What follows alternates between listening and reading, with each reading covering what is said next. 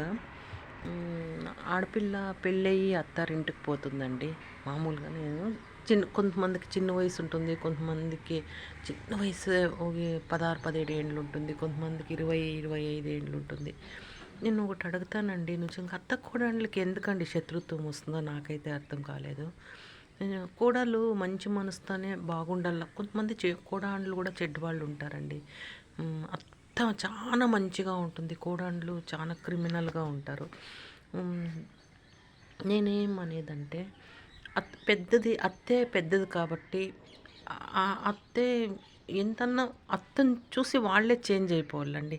అత్తని చూసి అయ్యో నేను మా అత్త చాలా మంచిది అని వాళ్ళే చేంజ్ అయిపోవాలి. అత్త నిజంగానే కొడుకుని దృష్టిలో పెట్టుకోవాలండి. ఎప్పుడైనా కానీ కొడుకుని దృష్టిలో పెట్టుకొని కొడుకు మా ఇంటికి వచ్చింది, మా కొడుకుని నమ్మి వచ్చింది మా ఇంటికి, నేను కూతురులాగా చూసుకోవాలని ప్రతి అత్త అనుకుంటే నిజంగా అత్త కోడళ్ళు ఎంతో బాగుంటారండి. అత్త నిజంగా అనుకోవాలండి. నిజంగా మా మా ఇంటికి వచ్చింది, వాళ్ళనంతా వదిలేసి మా కొడుకుని నమ్మి మేము చేసుకొని వచ్చినాము, మేము చూసుకోవాలా, మేము బాగా చూసుకోవాలా.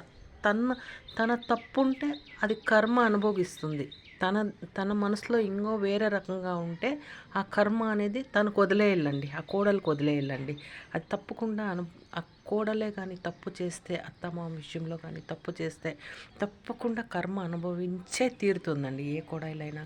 అత్త కూడా అంతేనండి. కోడలికి అన్యాయం చేస్తే మాత్రం తప్పకుండా కర్మ అనుభవించే తీరుతుందండి. ఇది తప్పింది కాదు.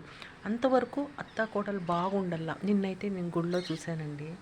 అత్త కోడలు ఎంత అన్యోన్యంగా ఉండారంటే ఎంత హ్యాపీగా నేను ఫీల్ అయినాను. నేను అమ్మనా అని అడిగినానండి. డౌట్ వచ్చి, కాదు అత్తగారు ఎంత బాగా అన్యోన్యంగా, ఇంత మేము చాలా ఏళ్ళ నుంచి మేము ఇలాగనే ఉన్నాము, మేము ఎప్పుడు అన్యోన్యంగా ఉన్నాము.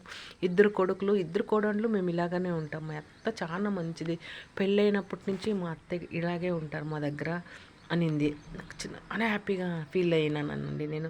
చాలా మందికి ఎందుకండి గొడవలు, అత్త కోడలికి గొడవలు వస్తాయి ఏమో తెలీదు మరి.